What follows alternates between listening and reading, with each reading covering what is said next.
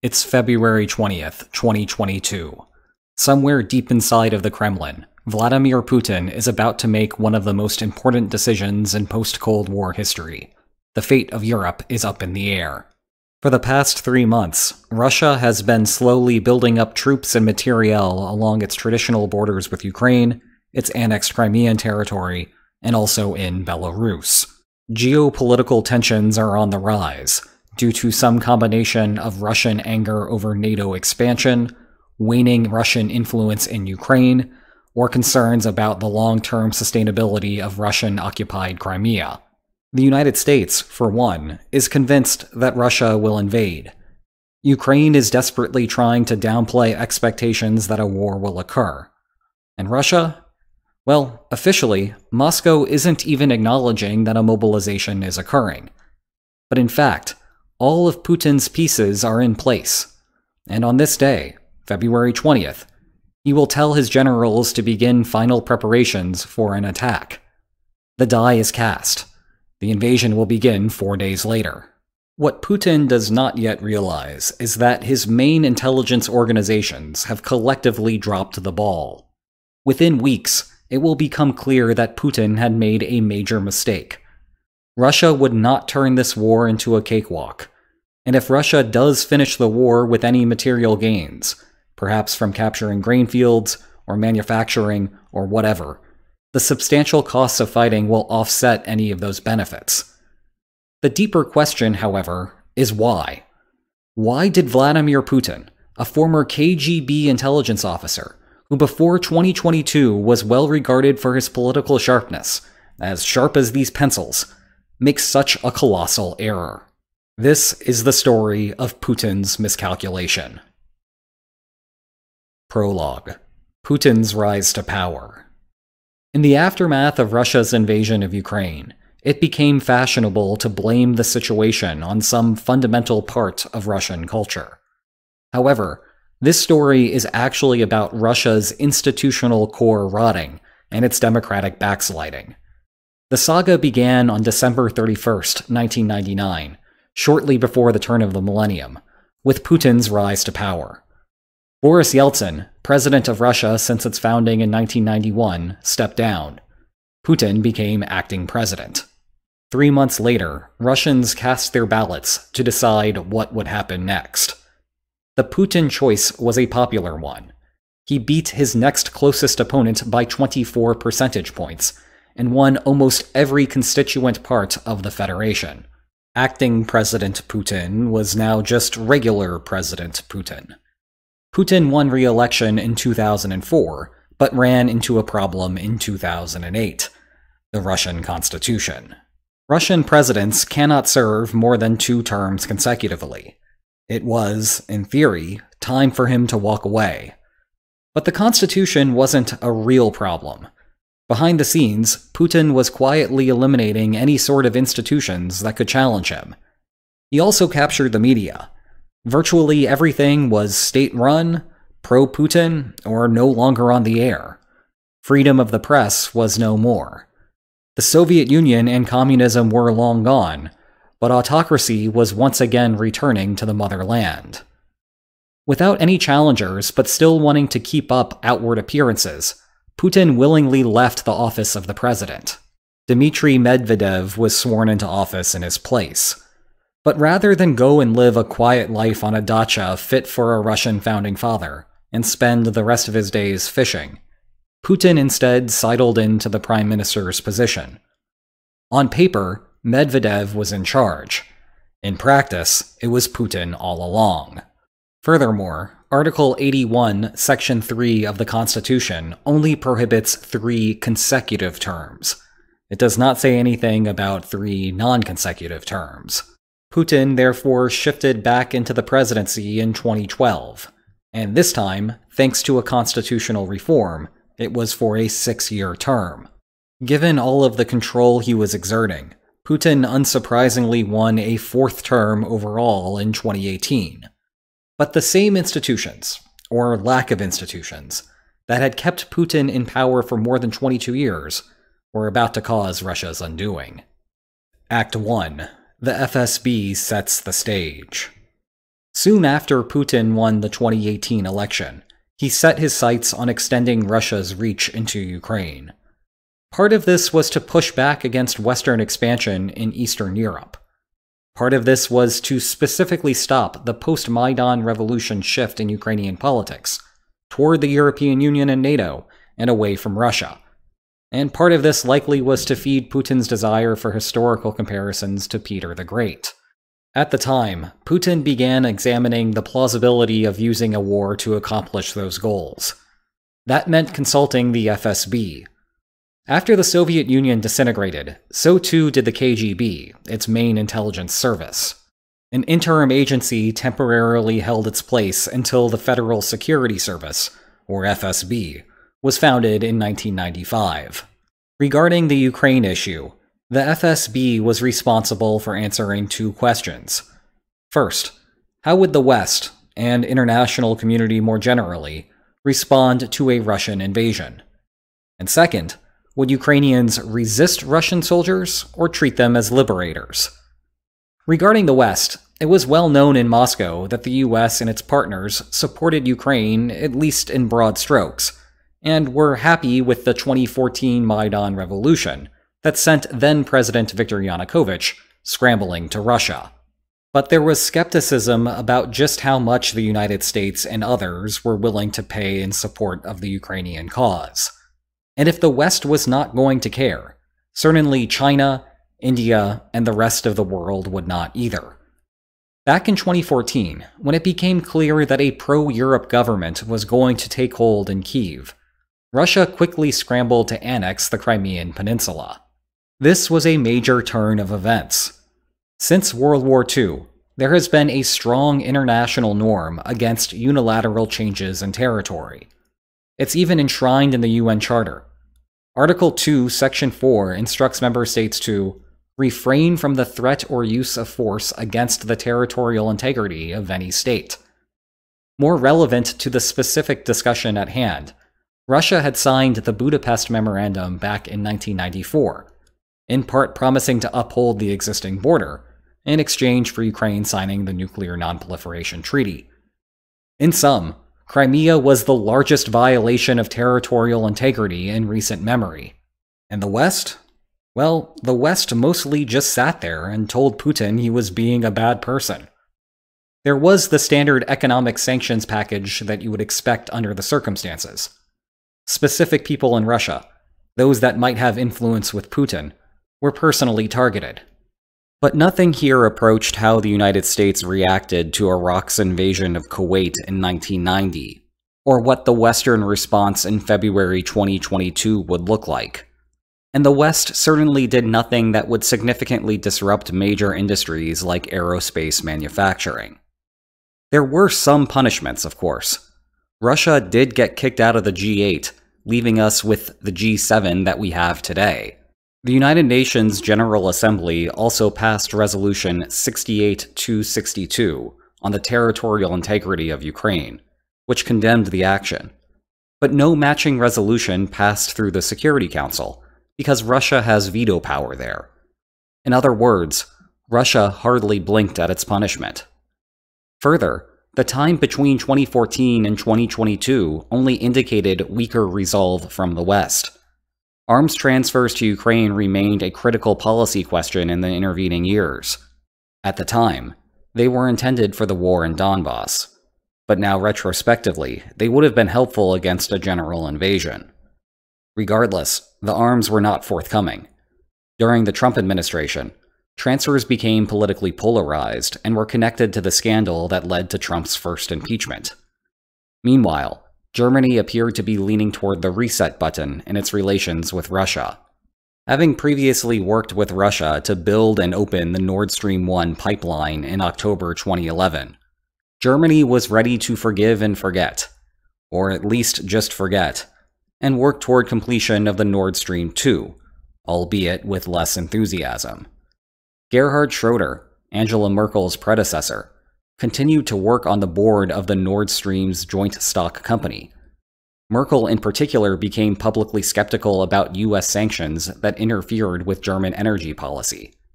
And as the war approached, the West's response was disjointed and distant, to say the least. From Russia's perspective, this was a sign that the West could not agree on whether Ukraine was worth standing firm on.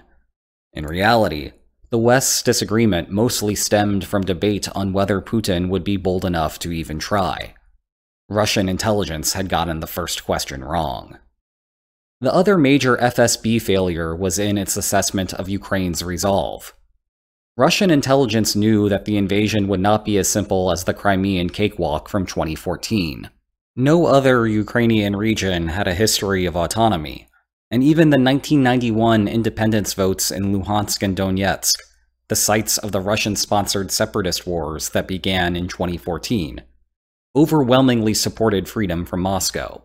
But there was hope in Russia that Ukrainian regional fractionalization would help, which dated back to the 2004 and 2010 presidential elections. Pro-Russian candidate Viktor Yanukovych, the same leader who would later flee to Russia, received 49% of the overall vote in the latter election, but primarily drew his support from the East. With the 2014 Maidan Revolution sweeping power back toward pro-Western politicians, perhaps Russia could play the role as a savior to those in the East. That, at the very least, would make Russia's life easier as it fought to secure a land bridge to Crimea. Zelensky's victory in 2019 had much broader support, but his popularity had waned in the intervening years. Moreover, Russia appeared to have no end of willing collaborators in Ukraine, giving Russian military planners a list of targets and post-war planners a base to create a new government. It got so bad that Zelensky would later fire the head of Ukraine's internal security service in July 2022. Russia had also hoped that Zelensky himself would be a source of weakness. Perhaps Zelensky, calculating his poor odds, and, in Russia's eyes, being more of an actor than a politician, and whose party was named after his TV show, would flee to the West and begin a government in exile. More broadly, Russia's dream was that the invasion of Ukraine would look something like the 2003 Iraq War. Major combat operations in Iraq only lasted a few weeks. Iraqi soldiers were quick to desert, due to a combination of them thinking that Saddam Hussein was not a leader who was worth defending, and the belief that resistance was futile. That left just Saddam loyalists for the US-led coalition to mop up, which did not take long. All Russia had to worry about was a long, drawn-out insurgency, if this theory was right. In fact, the United States worried about just this sort of outcome, focusing last-minute training to Ukrainians on how to maximize an insurgency's effectiveness. But even then, that would not have been the end of the world for Russia. Remember, Putin led an autocratic government and spent his early years securing control over the media. A slow trickle of casualties is easier to hide under those circumstances, unlike the United States' experience in Afghanistan and Iraq. Moreover, Moscow had shown the ability to weather long insurgencies before. The Soviet Union spent almost all of the 1980s combating an insurgent challenge to Afghanistan's government before finally departing. And although that turned out to be politically untenable in the very long run, Ukraine was different. It is a part of Russia's near abroad, and was under Moscow's direct control only a few decades prior. The average Russian would be willing to pay a lot more for long-term control of Kyiv than Kabul. Act 2. The military's confirmation. Putin was not getting any better advice from his generals. On paper, this was not much of a fight. Though, to be fair, getting clear data on military capabilities is difficult.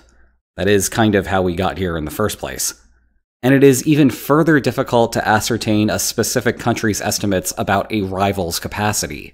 But at the time, Russia appeared to believe that it dominated Ukraine on just about all quantifiable metrics. Gross domestic product, $1.8 trillion for Russia, $200 billion for Ukraine. Active military personnel, 1 million versus 209,000. Reserves, 2 million versus 900,000. Annual military spending, $62 billion for Russia, $6 billion for Ukraine. Tanks, 3,400 versus 1,000. Combat aircraft, 1,400 versus just 100. To be clear, these discrepancies are overstated a bit. Ukraine's only geopolitical rival is Russia, and Belarus by extension, so all of its forces and materiel were pointed in that direction. In contrast, Russia could not simply deploy all of its military strength to the Ukrainian theater.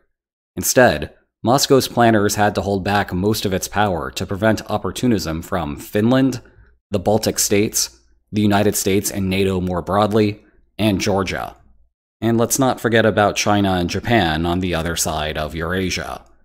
Regardless, Russia was proud of the modernized arsenal it had built.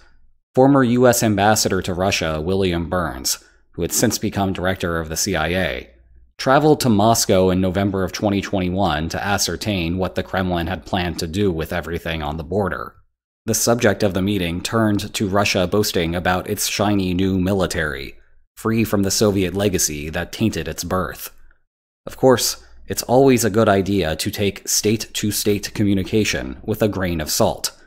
The incentive to exaggerate one's own coercive capability is high.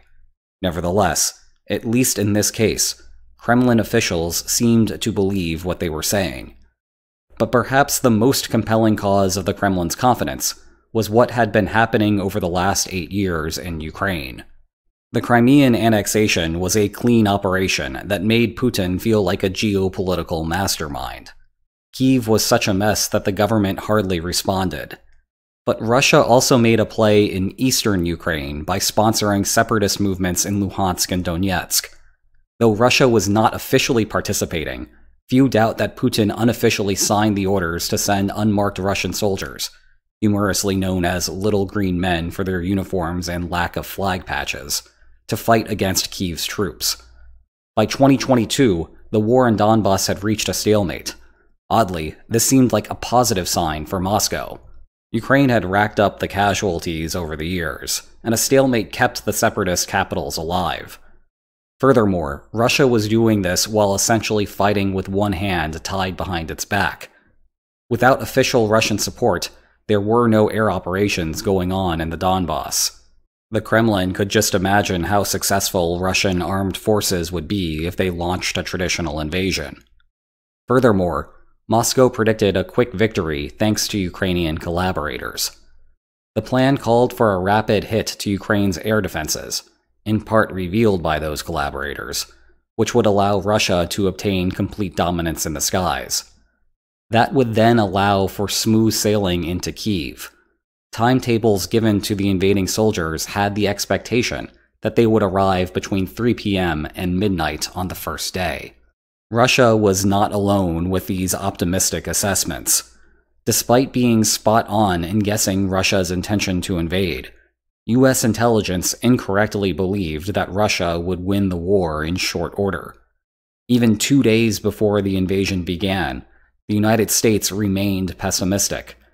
Ukraine's Minister of Foreign Affairs, Dmytro Kuleba, toured Washington, D.C., searching for some final support. In a meeting with Chairman of the Joint Chiefs of Staff Mark Milley and Secretary of Defense Lloyd Austin, the U.S. remained focused on crafting an insurgency, believing that Ukraine was ill-prepared for a traditional Russian invasion. And there is an alternative world where Russia's expectations would have been at least somewhat vindicated. As we have discussed before, Russia was just one airport battle away from making the war look very different than it does today. All Russia had to do was use it as a base to go into Kyiv, produce some shock and awe, and watch the remaining organized resistance elsewhere in Ukraine fold up and quit. Again, there was recent historical precedent for this. Part of the reason that the US-backed Afghani government fell apart so quickly back in 2022 is that the Afghan soldiers believed that defeat was inevitable. So why bother? Little did Putin realize, though, he was about to get hit with a cold dose of reality. Interlude. Pravda. Pravda, the Russian word for truth, was the official newspaper of the Communist Party of the Soviet Union. The irony of the name was not lost on anyone back then. And even in 2022, the news Putin was receiving was far from being Pravda. The West may have been tepid about Crimea, but a land invasion in Europe was a true red line. The apparent dissension within NATO states was less about a full willingness to support Ukraine, and more about a difference in opinions from their respective intelligence agencies about whether Putin was serious. The Ukrainian resolve issue was just a complete misreading. Zelensky was willing to fight, and the Ukrainian people were ready to rally around the flag. Undoubtedly, some within the FSB were skeptical of the official reports. The problem for Putin was that his autocratic system had created sycophants. And once more, we can turn to Saddam Hussein to provide an excellent historical illustration of the issue.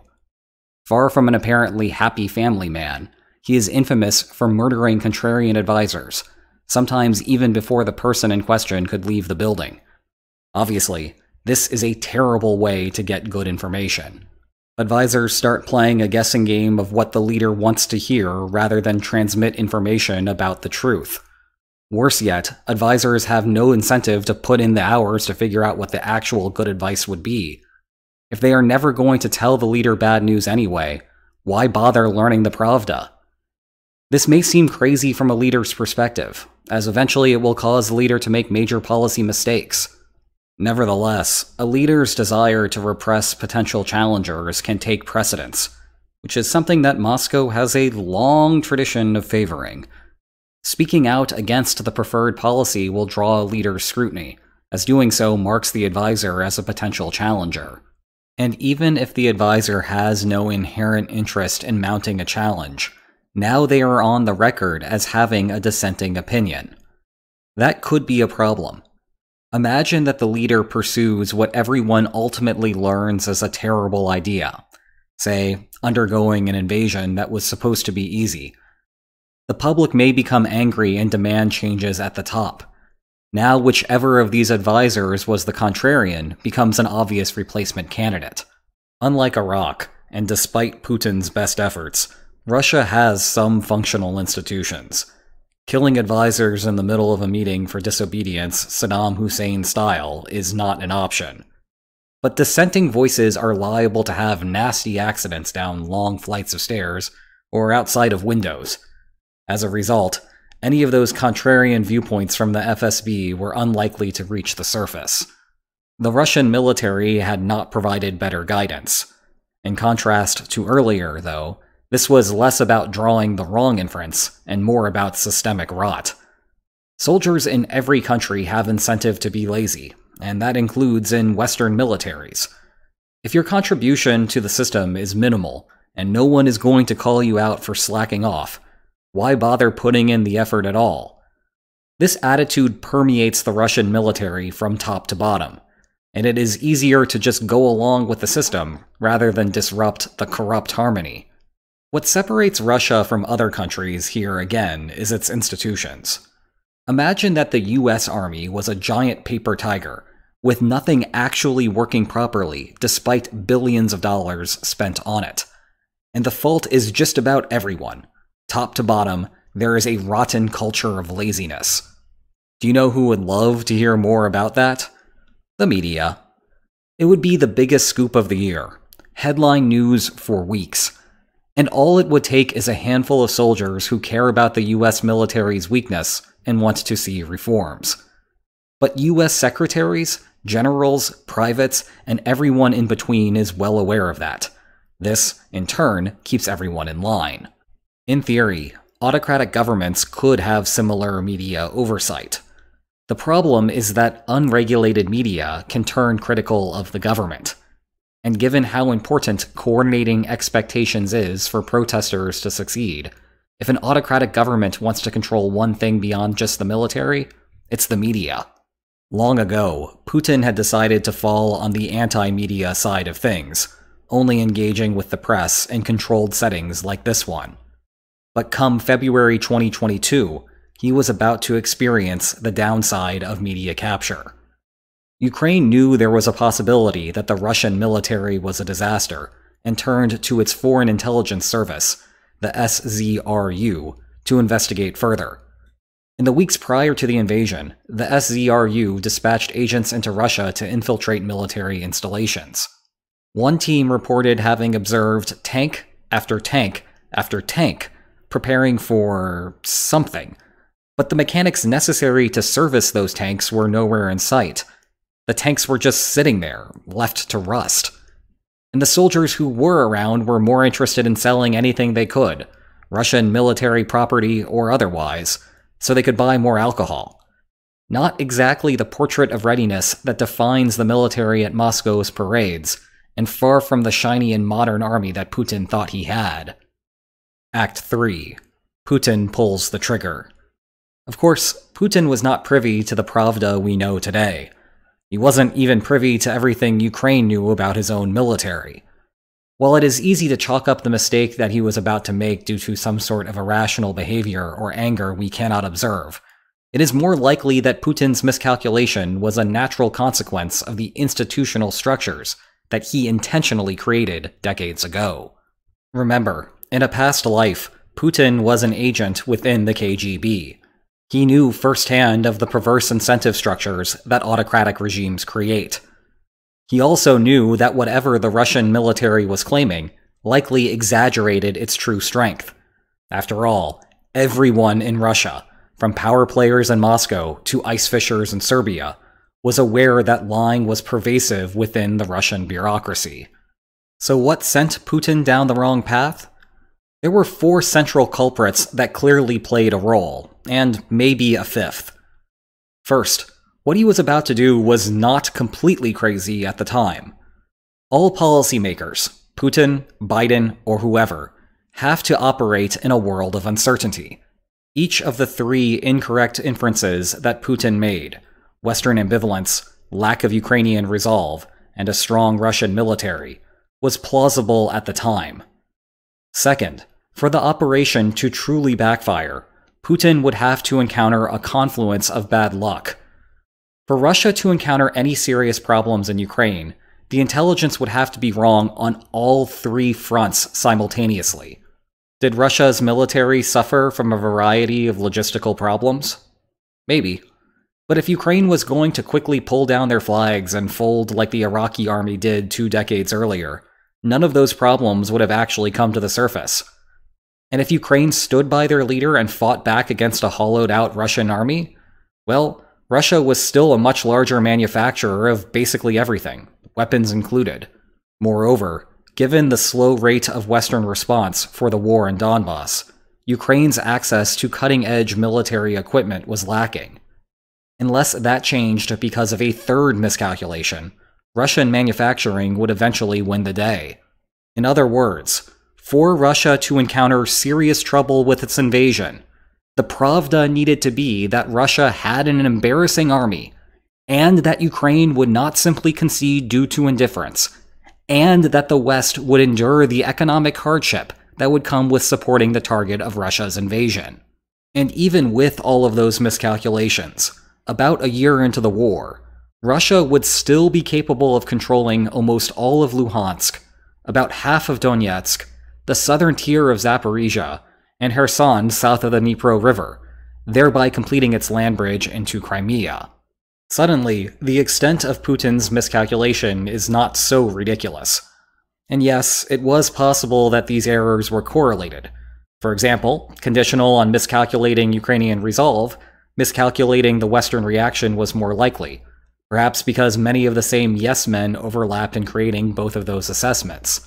But even still, from Putin's perspective, the odds of being wrong on all 3 simultaneously were notably lower than being wrong on just one. The 3rd thing that could have sent Putin down the wrong path was the lack of blowback. Entering the war, it was unclear whether Putin would face serious repercussions if he were wrong about everything. Within the government, just about everyone was publicly on board with the war. No obvious challengers were around.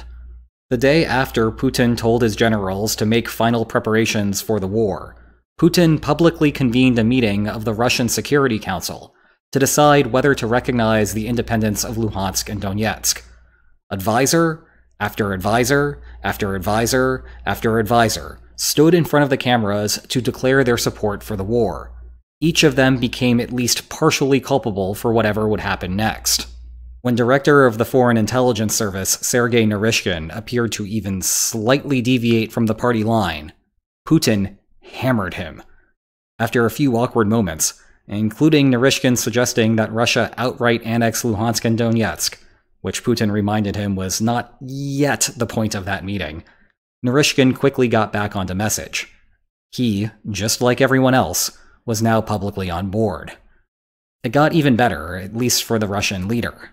As we have discussed before, public opinion of Putin, going into the war anyway, was fairly high, and now he had an endless supply of scapegoats if he ever wanted to pull out of the war. It's uncertain whether Putin can thread that needle and survive a losing effort, of course, but it's better for him to have that option than not. The fourth issue is the pandemic. Given the stakes, Putin naturally would have wanted to try to verify for himself as much information as he could.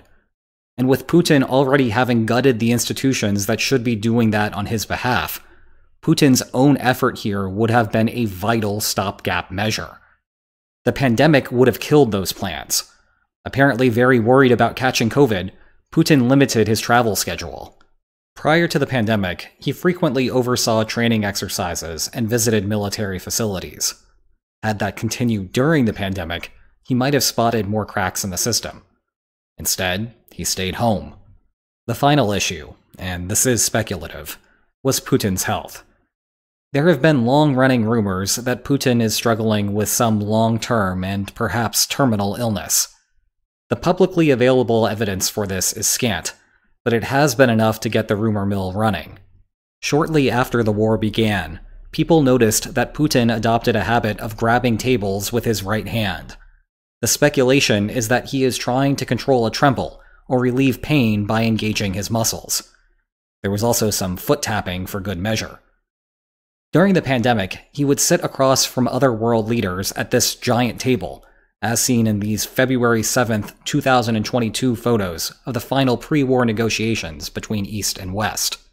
He was also very far away from everyone during that fateful Security Council meeting. The extreme caution was perhaps due to concerns about comorbidities should he catch COVID.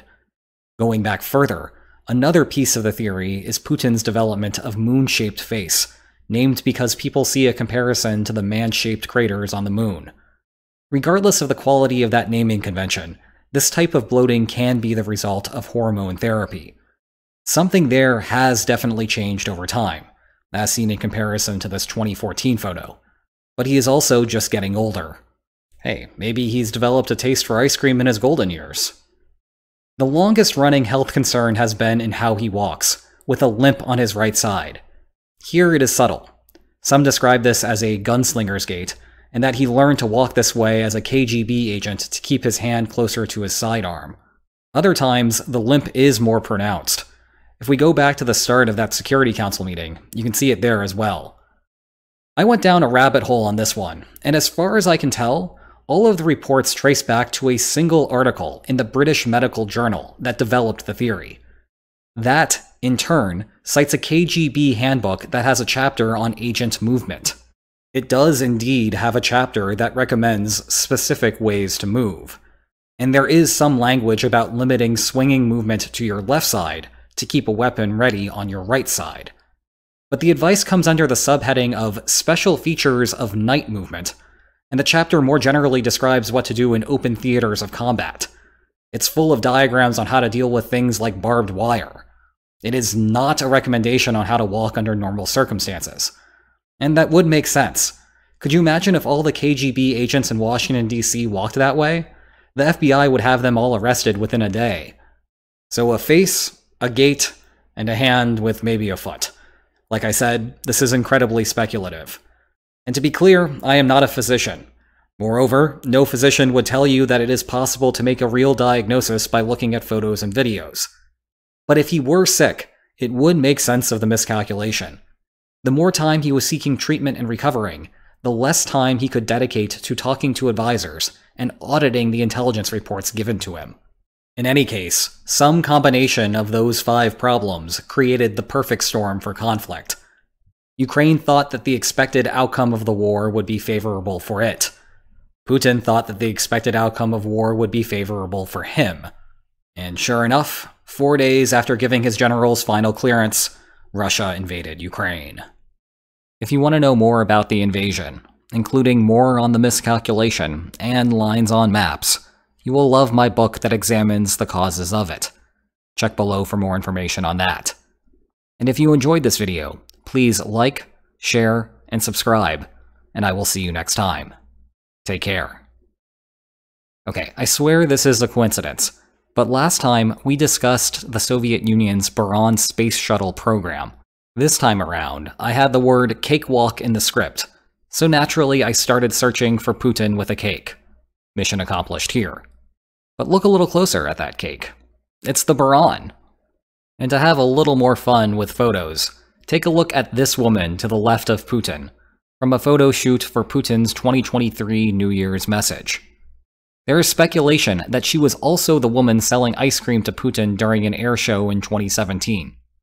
What do you think? Regardless, it makes you wonder what else might be randomly, or intentionally, showing up in these pictures.